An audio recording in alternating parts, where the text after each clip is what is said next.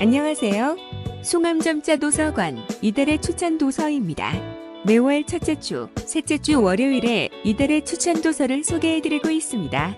도서관 홈페이지, 페이스북, 카카오톡 채널, 센스월드 채널에 업로드 예정이오니 편리한 매체에서 이용하실 수 있습니다.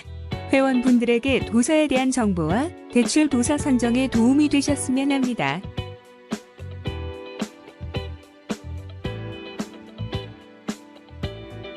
3월의 첫 번째 추천 도서는 송암점자 도서관의 회원이시라면 좋아하실 추리소설을 준비해보았습니다. 도서명 추리소설가의 살인사건, 지은이 히가시노게이고, 출판사 소미미디어, 출판일 2020년 10월 28일, 제작 형태 TTS 도서, 페이지 288쪽으로 비교적 가볍게 읽을 수 있는 소설입니다.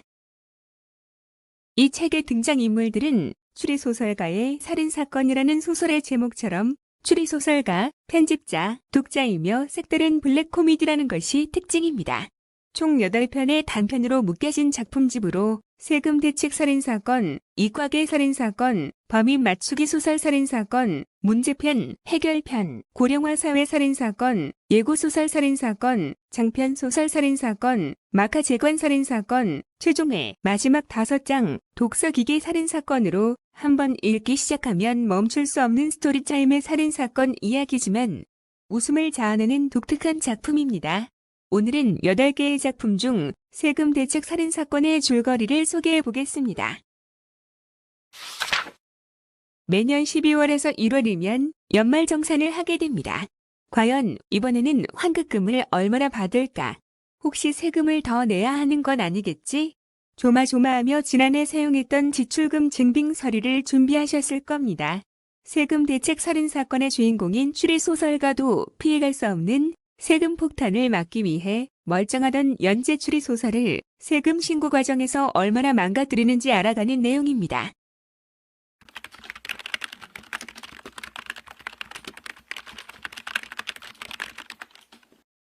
(1) 얼어붙은 거리의 살인 제10회.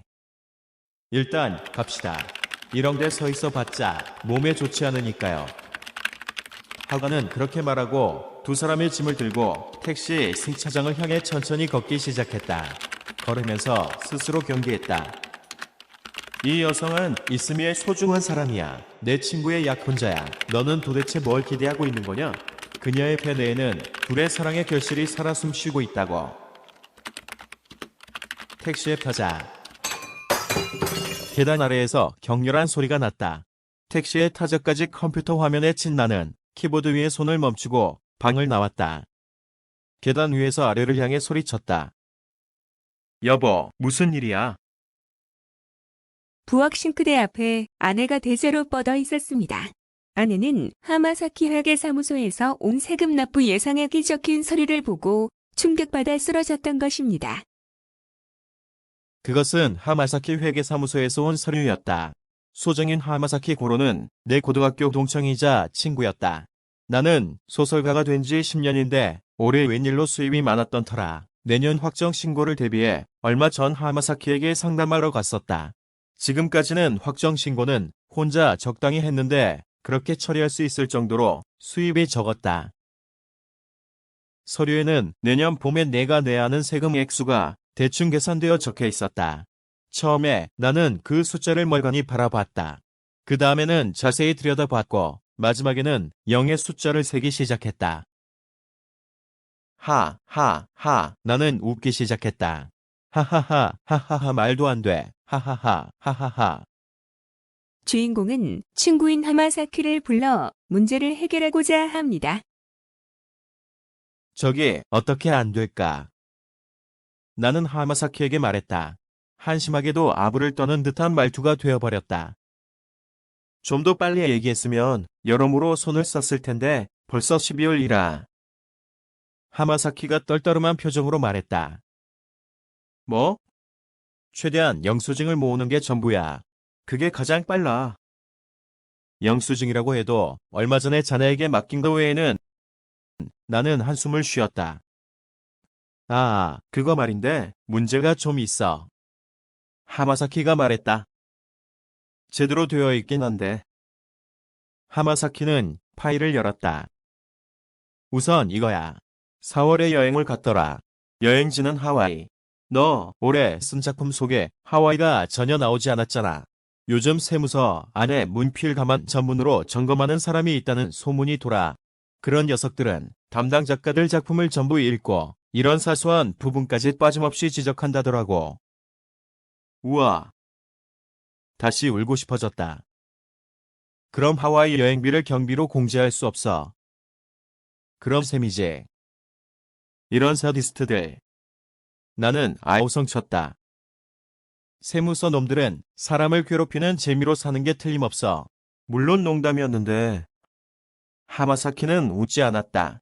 오히려 차분한 표정으로 맞아라고 말했다. 친한 세무서 직원에게 들었어. 사디스트 기가 있는 사람을 우선 뽑는다고. 나는 머리를 감싸 쥐었다. 도와줘. 어떻게든 올해 안에 하와이를 다룬 소설을 쓸 수 없나? 하마사키가 말했다. 쇼핑을 무척 많이 했더군. 골프도 치고. 이것도 가능한 이유를 대야 할 텐데. 이유? 그러니까 정당한 이유지. 일테면 주인공이 하와이에서 쇼핑이나 골프를 하는 장면이 소설 속에 나오면 그를 위한 취재라고 주장할 수 있지. 그런 장면을 쓸 생각이었는데 마음이 바뀌어 줄거리를 바꿨다고 하면 되잖아. 그렇게 이해해줄 상대라면 좋겠다만. 하마사키는 떨떠름한 표정을 지으며 팔짱을 꼈다. 아마 안 될 거야. 사디스트라.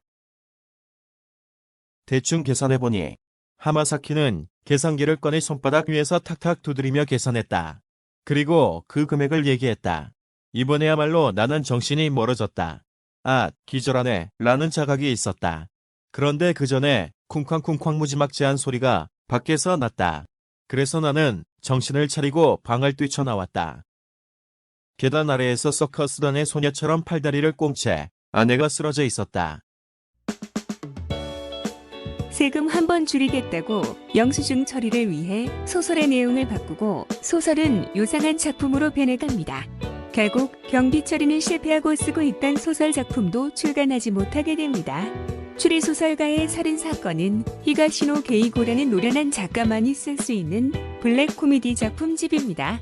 이 도서를 읽는 분들은 히가시노 게이고라는 추리소설가의 작품을 통해 각 소설 속의 주인공인 다양한 추리소설가들의 이야기를 엿보게 될 것입니다.